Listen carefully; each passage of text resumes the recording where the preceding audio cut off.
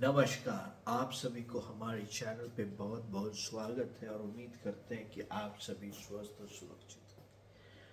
यह देश धर्मनिरपेक्ष देश है और यहाँ के जो जातीय समीकरण है यहाँ की राजनीति का मूलभूत स्तंभ है। यह मैं इसीलिए कह रहा हूँ कि आज बहुत सारे लोकसभा चुनाव और बहुत सारा राज्य के चुनावों के बाद मैं इस निष्कर्ष पे पहुंचा हूं कि यह हिंदुस्तान जातीय समीकरण का एक समूह है और उस समूह में जो सबसे पिछड़े, अति पिछड़े, आदिवासी और माइनॉरिटीज के साथ सबसे ज्यादा कहा जाए उनके साथ अन्याय हुआ है। उनको कभी आगे बढ़ने नहीं दिया गया है। उनको हमेशा वोट बैंक की वो राजनीति में रखा गया है कि आप वोट दीजिए, चंद पैसे लीजिए और हम 5 साल गायब।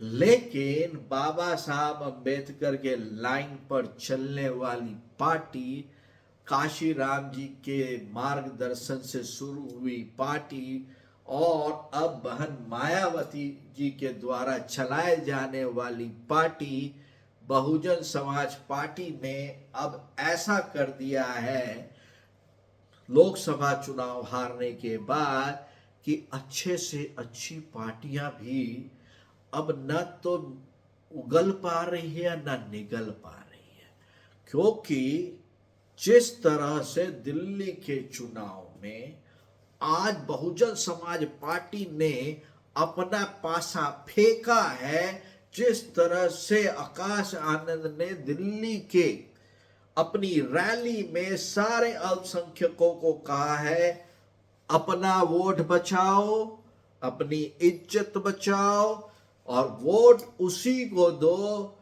जो तेरा हो। और इसका डायरेक्ट इम्पैक्ट कांग्रेस पार्टी और आम आदमी पार्टी पे तो पड़ना तय ही है, क्योंकि यह दो जो घड़ियाली पार्टी है ये हमेशा से पिछड़े, अति पिछड़े अल्पसंख्यकों को शोषण के अलावा कुछ नहीं किया। उदाहरण दे देता हूं, मैं फ्री बस सर्विस दूंगा, मैं 200 यूनिट बिजली फ्री दूंगा, मैं पानी फ्री दूंगा। अरे पानी में सीवर लाइन का पानी आ रहा है, ये आप गरीबों को क्यों नहीं बता रहे? बेवकूफ समझ रखा है उनको।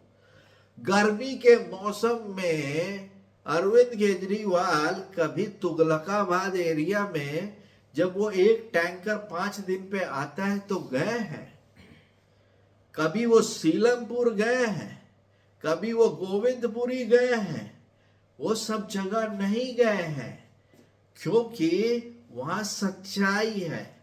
लेकिन हमारे भोले भाले भाई और बहन, गरीब भाई और बहन उनकी बातों में आ जाते हैं। तो इस बार बहन मायावती जी और बीएसपी के सेकंड इंचार्ज आकाश आनंद जी ने पूरी की पूरी भगिया उधेड़ दी है और एक एक करके समझा दिया इन अल्पसंख्यकों को, गरीब जनता को कि भाई एक दिन बदल जाने से किसी की रंगत नहीं बदल जाती है। और वह एक ऐसा खेल कर गए कि उसके बाद से सारी दोनों पार्टियों के पेट में वट आने लग गए। तो क्या आपको नहीं लगता है कि यह जो चीज थी जिसका अरविंद केजरीवाल फायदा उठा रहे थे और लोकसभा चुनाव, महाराष्ट्र चुनाव और हरियाणा चुनाव के बाद कांग्रेस को लगा कि उनका पुराना वोट बैंक वापस आ रहा है और उन्होंने जो दिल्ली में एंट्री मारने की कोशिश की है वो शायद फेल हो जाएगी। आपका क्या कहना है जरूर बताइए। इस चैनल को जरूर लाइक और सब्सक्राइब करिए। तब तक के लिए जय भीम, ईमानदारी से। धन्यवाद।